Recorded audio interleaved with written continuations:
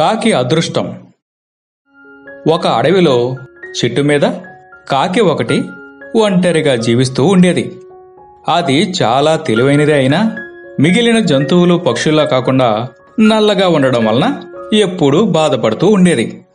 అందంగా లేనన్న బాధతో అసలది బయటకు వెళ్లేదే కాదు. ఎప్పుడో ఒక్కోసారి మిగతా కాకులతో కలిసి అడవి మొత్తం తిరిగొచ్చేది. ఒకసారి అడవిలోని కొలనులో హాయిగా విహరిస్తున్న హంసను చూసిందా కాకి. దాని దగ్గరకు వెళ్లి, తెల్లగా ఎంత అందంగా ఉన్నావు, నీ అంత సంతోషంగా మరే పక్షి ఉండదు. నేను ఉన్నాను, ఎందుకు? చిచి అని తనను తాను తిట్టుకుంది. నేను అలాగే అనుకుని గర్వపడేదాన్ని. కానీ చిలకను చూశాక నా అభిప్రాయం తప్పని అర్థమైంది. నేను ఒకే రంగులో ఉంటాను, కానీ ఎరుపు ఆకుపచ్చ రంగుల్లో ఆ చిలక ఎంత బాగుంటుందో కదా అంది హంస బాధపడుతూ. ఆ వెంటనే కాకి చెట్టు మీద ఉన్న చిలుక దగ్గరకు ఎగురుకుంటూ వెళ్ళింది. హంస అన్న మాటలను చెప్పింది. అవును, హంస చెప్పినట్టు నా రంగుల్ని చూసి ఎంతో సంతోషంగా ఉండేదాన్ని. కాని నెమలిని చూశాక అందమంటే దానిదే అనిపించింది. నాకు 2 రంగులున్నాయి, నెమలికి ఎన్ని రంగులో అంది చిలుక కాస్త అసూయిగా. వెంటనే నెమలిని కలిసి ఈ మాటలు చెప్పాలనుకుంది కాకి. అడవంతా తిరిగింది, కానీ దానికి నెమలి ఎక్కడా కనిపించలేదు. తెలిసిన వాళ్లను అడిగినా నెమలి జాడైతే దొరకలేదు. అలా కొన్ని రోజులు గడిచిపోయాయి. ఒకసారి ఆ కాకి ఎగురుకుంటూ వెళ్తున్నప్పుడు జూలో నెమలి కనిపించింది. దాని దగ్గరకు వెళ్లి, పక్షులన్నింటిలో అందమంటే నీదే, అందరికీ నువ్వంటే ఎంత ఇష్టమో అంటూ మరో 4 మాటలు చెప్పి పొగడ్తల్లో ముంచెత్తింది. కాకి చెప్పినదంతా విన్న నెమలి దీనంగా ముఖం పెట్టి, నా అందం వల్లనే ఇక్కడ బందీ అయ్యాను. అడవిలో ఉన్నంత వరకు వేటగాళ్లకు భయపడి దాక్కుంటూ తిరగాల్సి వచ్చింది. చివరకు వాళ్ళ చేతికి చిక్కి ఈ జూలో పడ్డాను. ఇక్కడికి వచ్చాక కాకి కంటే స్వేచ్ఛాజీవి మరొకటి లేదు కదా అనిపిస్తుంది. ఇక్కడ దాదాపుగా అన్ని పక్షుల్ని బందీలుగా పెట్టారు, ఒక్క మీ కాకుల్ని తప్ప. నేనే కాకినై ఉంటే నీలా స్వేచ్ఛగా తిరిగేదాన్ని కదా అంది దాదాపుగా కన్నీరు కారుస్తూ. జూలో బందీలుగా ఉన్న రకరకాల జంతువులు, పక్షులను చూసింది. వెంటనే అక్కడి నుండి ఎగిరెళ్లిపోయింది. అప్పటి నుంచి మిగతా పక్షులతో పోల్చుకోకుండా హాయిగా జీవించడం మొదలుపెట్టింది కాకి. ఈ కథలో నీతి ఏమిటంటే, మనం ఎప్పుడూ ఎవరితోనూ పోల్చుకోకుండా సంతోషంగా జీవించాలి. ఏనుగు కప్ప స్నేహం. ఒక అడవిలో ఓ చెరువులో చాలా కప్పలు నివసిస్తూ ఉండేవి. అందులో ఒక కప్ప మిగిలిన వాటి దగ్గర తన గురించి ఎప్పుడూ గొప్పలు చెప్పుకునేది. ఆ చెరువు ప్రక్కనే ఒక మామిడి చెట్టు ఉండేది. ఆ చెట్టు కొమ్మల నిండా బోలెడు మామిడి పండ్లు ఉండడంతో ఆ కొమ్మలకు ఉన్న తాజా పండ్లను అందుకోవడానికి ఆ కప్ప చాలా ప్రయత్నాలు చేస్తుండేది. దాని ప్రయత్నం ఎప్పుడూ విఫలమవడంతో మిగిలిన కప్పలన్నీ దానిని చూసి నవ్వుతూ ఉండేవి. ఆ చెరువు దగ్గరకు దాహం తీర్చుకోవడానికి ఒక ఏనుగు తరచూ వస్తూ ఉండేది.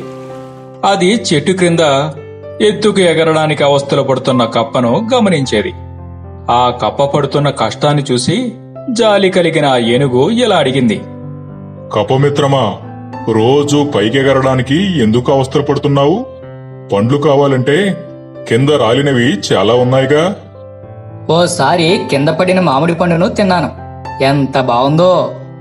రాలిపడిన పండే అంత బావుంటే కొమ్మ మీద ఉన్న తాజా పండ్లు ఇంకెంత బావుంటాయో. కానీ నేను చెట్టు ఎక్కలేనే, అందుకే పైకి ఎగురుతున్నాను అంటూ వాపోయింది ఆ కప్ప. ఏనుగుకి కప్ప మాటలు విని జాలేసింది. ఆ చెట్టు కొమ్మల దాకా తన తొండాన్నెత్తి ఒకదాని తర్వాత ఒకటి కొమ్మకు ఉన్న కొన్ని పండ్లను కోసి కప్పకు అందించింది. ఇక కప్ప సంతోషానికి హద్దే లేదు. గంతులు వేస్తూ సంబరపడింది. ఆ రోజు నుంచి ఏనుగు కప్ప మంచి మిత్రులైపోయారు.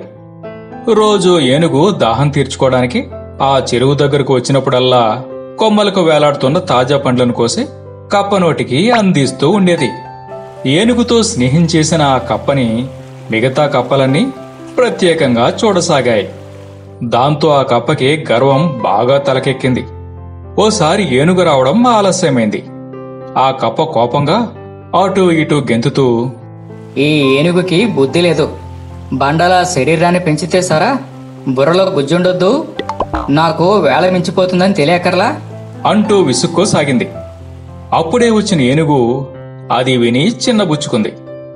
ఏనుగును చూసిన కప్ప మరింత దూకుడుగా, ఇంత ఆలస్యంగా తగలబడ్డావే, త్వరగా రా, ముందా మామిడి పండ్లు కోసేవు అంది దబాయింపుగా. ఆ మాటలకు ఏనుగు కళ్ళు తెరుచుకున్నాయి. స్థాయిని మరిచి స్నేహం చేయొచ్చు, తప్పులేదు. కాని అవతలి వారికి అర్హత ఉందో లేదో తెలుసుకోవాలి ముందు. అవేం పట్టించుకోకుండా ఈ కప్పతో స్నేహం చేయడం నాదే తప్పు అనుకుంది. పట్టరాని కోపం వచ్చినా తమాయించుకుని అంత చిన్న కప్పపై తన ప్రతాపం చూపడం దేనికని అక్కడ నుంచి నెమ్మదిగా వెళ్లిపోయింది.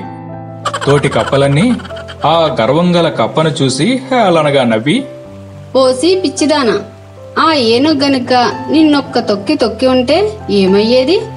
నీతో పాటు మేము కూడా నుజ్జు నుజ్జు అయ్యేవాళ్ళం. ఇంతకాలం అది పళ్ళు తెచ్చివ్వడం దాని మంచితనం. అది నీ గొప్ప అనుకుని పొగరుగా మాట్లాడావు అంటూ మందలించాయి. కప్పకు తను చేసిన తప్పేమిటో అప్పుడు తెలిసొచ్చింది. కాని ఏం లాభం? తన తెలివి తక్కువ మాటలతో ఓ మంచి మిత్రుడిని పోగొట్టుకుంది. ఈ కథలో నీతి ఏమిటంటే, ఎదుటివారి మంచితనాన్ని అసమర్థతగా భావించకూడదు. ఏనుగు పొగరు. అనగనగా ఒక అడవిలో ఒక ఏనుగు ఉండేది. దానికి చాలా పొగరు. దాని పొగరు గురించి తెలిసిన కుందేళ్లు, తాబేళ్లు, ఎలుకల్లాంటి చిన్న చిన్న ప్రాణులైతే అది వస్తుందంటే చాలు దారికి అడ్డు తొలగి దూరంగా పారిపోయేవి. ఒకనాడు ఆ ఏనుగు అడవిలో అటు ఇటు ఖాళీగా తిరుగుతూ ఒక చీమల పుట్ట మీద కాలు వేసింది. దాంతో ఆ పుట్ట మొత్తం పాడైపోయింది. తాము ఎంతో శ్రమించి కట్టుకున్న పుట్టను క్షణంలో నాశనం చేసిన ఏనుగుపై చీమలకు పట్టరాని కోపం వచ్చింది. ఏయ్, అంత పెద్ద శరీరం ఉన్నంత మాత్రాన బుద్ధి ఉండక్కర్లేదా? మా పుట్టను ఎందుకిలా నాశనం చేశావు అని అరిచాయి. దానికి ఆ ఏనుగు నవ్వుతూ, ఎవరే మాట్లాడేది?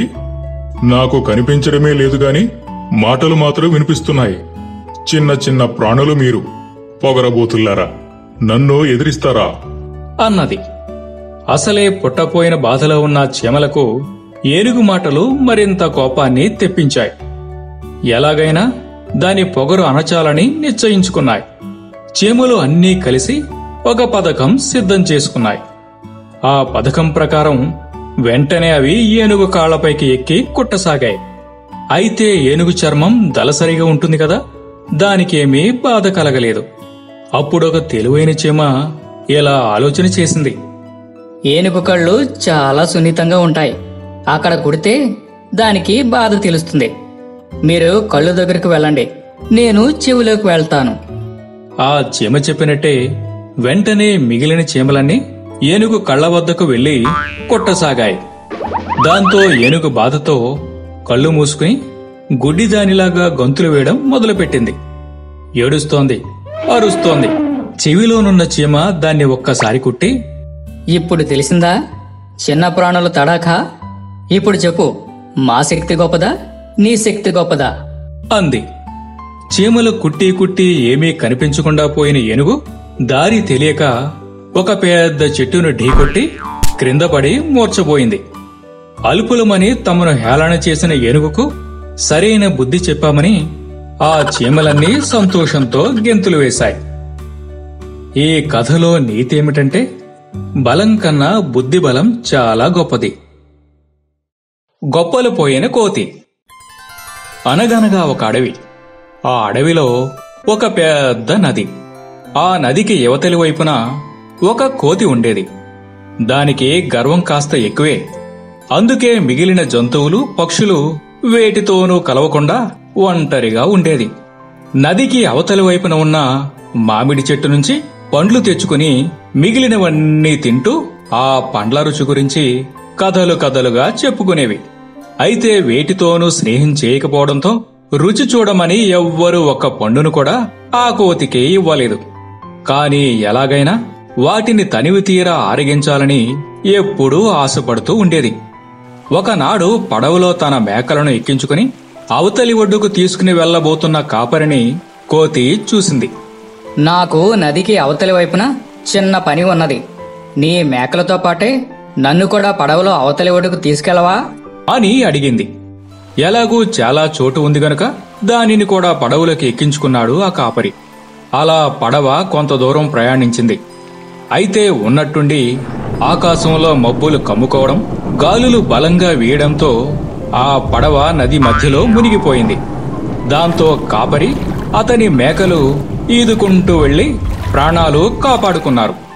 పాపం ఈతరాని కోతి మాత్రం రక్షించండి, రక్షించండి అంటూ అరవసాగింది. దాని అరుపులు విన్న మంచితనం గల ఓ మొసలి దగ్గరకు వచ్చి ఆ కోతిని తన వీపు మీదకి ఎక్కించుకుని తీసుకుని వెళుతూ ఇలా అడిగింది. పడవలో వచ్చిన ఆ కాపరి మేకలు చక్కగా ఈదుకుంటూ వెళ్ళిపోతే నీవు మాత్రం రక్షించండి అంటూ అరుస్తూ దిక్కులు చూస్తున్నావు. ఏం, నీకు ఈత రాదా? ఈత రాదని చెబితే చిన్నతనలా ఉంటుందని భావించిన ఆ కోతి, అదేం లేదు, నేను నీకంటే బలంగా వేగంగా ఈదుకుంటూ వెళ్ళగలను అంది గొప్పగా. అలాంటప్పుడు రక్షించమని ఎందుకు అరిచావు? నేను కోతుల్లో మహారాజును. ఏ పనైనా సేవకులతో చేయించుకోవడం తరతరాలుగా మాకు అలవాటు అని గర్వంగా చెప్పింది. కోతి బడాయితనం మొసలికి అర్థమైంది. ఆపదలో ఉన్నప్పుడు కూడా రాజభోగాలు కావాలంటే ఎలా? అని మరో ప్రశ్న వేసింది. దాంతో కోతికి ఎక్కడలేని కోపం వచ్చింది. నేను మహారాజునని ముందే చెప్పానుగా. నువ్వు సేవకుడివి, ప్రశ్నలు అడిగే అధికారం నీకు లేదు. అదే నా రాజ్యంలో ఇలా చేస్తే చాలా కఠినంగా శిక్షిస్తాను. కానీ ఇప్పుడు నువ్వు నాకు సహాయపడుతున్నావు కదా, అందుకని క్షమిస్తున్నాను అందా కోతి ఎగిరిపడుతూ. ఆపదలో సహాయపడిన వారిని గౌరవించాలనే కనీస సంస్కారం కూడా లేని ఆ కోతిపై మొసలికి కోపం వచ్చింది. నేను ఈ నదిలో జీవించే వాటికి రాజునే. మంచితనం గల వాటికి మాత్రమే గౌరవం ఇస్తాం. నీలాంటి పొగరబోతులను మేము శిక్షిస్తాం అంది మొసలి. నీళ్లలో ఉండేదానివి, నువ్వేం శిక్షలు వేయగలవు అంటూ వెటకారంగా పడి పడి నవ్వింది కోతి. అలాగా, అయితే చూడు అంటూ కోతిని అమాంతం మళ్లీ నీళ్లలో పడేసి తన దారిని తాను వెళ్లిపోయింది మొసలి. ఈ కథలో నీతి ఏమిటంటే, మనం కూడా ఆ కోతిలా గొప్పలకు పోతే కష్టాలు తప్పవు. చేటు తెచ్చే స్నేహితులు. ఒక అడవిలో ఒక దుప్పికి జబ్బు చేసింది. అది బాగా నీరసించి ఇక ఎక్కువ కదలేని పరిస్థితికి వచ్చింది. తను కోలుకోవడానికి ఇంకా కొంతకాలం పడుతుంది. అప్పటి వరకు గడ్డి కోసం నడవలేని ఆ దుప్పి కాస్త గడ్డి ఎక్కువగా ఉన్న చోటు వెతుక్కుని అక్కడే విశ్రాంతి తీసుకుంటూ ఉంది. దుప్పికి అనారోగ్యంగా ఉందని క్రమంగా అడవంతా తెలిసిపోయింది. జబ్బుతో విశ్రాంతి తీసుకుంటున్న దుప్పిని పలకరించిపోదామని అడవిలోని మిగిలిన దుప్పులు రాసాగాయి. తన కోసం దుప్పులు వచ్చినందుకు జబ్బుపడ్డ దుప్పికి చాలా ఆనందం కలిగింది. నా మీద వీటన్నింటికి ఇంత ప్రేమ ఉందా అని ఆశ్చర్యపోయింది. చూడడానికి వచ్చిన దుప్పులు పలకరింపులు అయిపోయాక ఆ పరిసరాలు చూసి ఆశ్చర్యపోయాయి. అంతా పచ్చగా గడ్డితో కలకలలాడుతోంది. వెంటనే అవి గడ్డిమేసి అక్కడి నుండి వెళ్లిపోయాయి. అలా వెళ్లిన దుప్పులు జబ్బుపడ్డ దుప్పి విషయంతో పాటు, ఇదిగో నా మిత్రుడు జబ్బు పడితే చూడ్డానికి వెళ్ళాను. అక్కడ బోలెడు గడ్డి ఉంది. ఆ లేత గడ్డి తింటుంటే ఆహా ఎంత రుచిగా ఉందో. నీవు కూడా అటుగా వెళ్ళి 4 పలకరింపు మాటలు మాట్లాడి కావలసినంత తిని రాకూడదు అంటూ గడ్డి విషయం కూడా వేరే దుప్పులకు చెప్పాయి. గడ్డి దండిగా ఉందన్న విషయం తెలియగానే దుప్పులు గుంపులు గుంపులుగా వచ్చి పలకరింపులు అయ్యాక గడ్డి తినడం ప్రారంభించాయి. విశ్రాంతి తీసుకుంటున్న దుప్పి ఇదంతా చూసి కంగారు పడింది. నేనెవరో తెలియనవి కూడా పలకరింపు పేరుతో వచ్చి కావలసినంత గడ్డి అడ్డదిడ్డంగా తినేస్తున్నాయి. అలా అయితే నేను కోలుకునే లోపలే గడ్డంతా అయిపోతుంది. అప్పుడు నా పరిస్థితి ఏంటి అని బాధపడింది. కాని ఏం లాభం, మరునాటికే అక్కడ ఉన్న గడ్డిని మొత్తం తినేశాయవి. ఇక చేసేది లేక పాపం ఆ జబ్బు పడిన దుప్పి నడవలేని పరిస్థితిలో అవస్థలు పడుతూ మరొక చోటును వెతుక్కుంది. అయితే ఈసారి మాత్రం తను ఎక్కడ ఉన్నది ఎవ్వరికీ తెలియకుండా జాగ్రత్త పడింది. ఈ కథలో నీతి ఏమిటంటే, ఆలోచన లోపించిన స్నేహితులు శత్రువుల కంటే ఎక్కువ ప్రమాదం.